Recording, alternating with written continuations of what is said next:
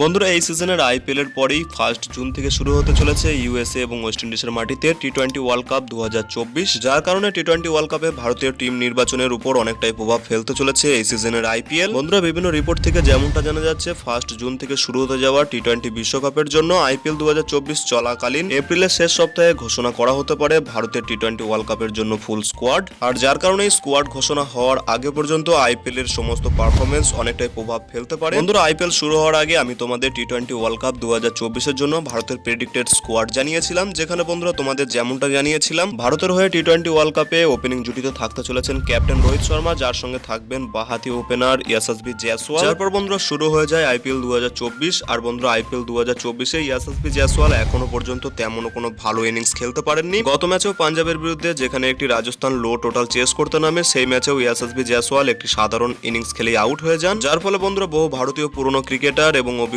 Cricket এক্সপার্টরা তাদের মতামত জানান। যেমনটা বন্ধুরা বহু ক্রিকেট এক্সপার্টরা জানান ইয়াশাসভি জয়সওয়ালের পরিবর্তে রোহিত শর্মার সঙ্গে ওপেনিং জুটিতে শুভমান গিল অথবা বন্ধুরা এবছর হায়দ্রাবাদের হয়ে দারুণ ফর্মের সঙ্গে দুর্দান্ত রান করা সেই অভিষেক শর্মাকেও সুযোগ দেওয়া হতে পারে। কিন্তু বন্ধুরা তোমাদের আমি জানিয়ে রাখি, এই সমস্ত বিভিন্ন খবর আসলেও টি-20 ওয়ার্ল্ড কাপের জন্য রোহিত শর্মার সঙ্গে অবশ্যই ওপেনিং জুটিতে 99% কনসিডার করা হতে চলেছে ইয়াশাসভি জয়সওয়ালকে। আর বন্ধুরা যদি শুভমান গিলকে কনসিডার করাও হয়, সেক্ষেত্রে বন্ধুরা শুভমান গিল একজন ব্যাকআপ ওপেনার হিসেবে থাকতে চলেছে টি-20 ওয়ার্ল্ড কাপে। বন্ধুরা আইপিএল এর পারফরমেন্স অনেকটাই টিম নির্বাচনের প্রভাব ফেললেও ভারতীয় টিম সিলেকশন কমিটি সম্পূর্ণ তাদের ডিসিশন বানিয়ে ফেলেছে। এর আগে ভারতীয় টিমের হয়ে টি-20তে দারুণ পারফরমেন্স করা সেই বাঁহাতি দুর্ধর্ষ ওপেনার ইয়াশাসভি জয়সওয়ালই থাকতে চলেছেন রোহিত শর্মার সঙ্গে। এছাড়া বন্ধুরা এই আইপিএল চলাকালীন আরো একটি বড় খবর আসছে, যেখানে বন্ধুরা জানা যাচ্ছে এই সিজনে লখনৌ সুপার জায়ান্টসের হয়ে দুর্দান্ত গতিতে বল করা সেই মায়াঙ্ক যাদব, যিনি বন্ধুরা টি-20 ওয়ার্ল্ড কাপের জন্য কনসিডার হতে পারেন। বন্ধুরা সুনীল গাভাস্কার, ইরফান পাঠানদের মতো বড় বড় ক্রিকেট এক্সপার্টরা তাদের মতামত জানিয়েছেন টি-20 ওয়ার্ল্ড কাপে জাসপ্রীত বুমরার সঙ্গে মায়াঙ্ক যাদব হতে পারেন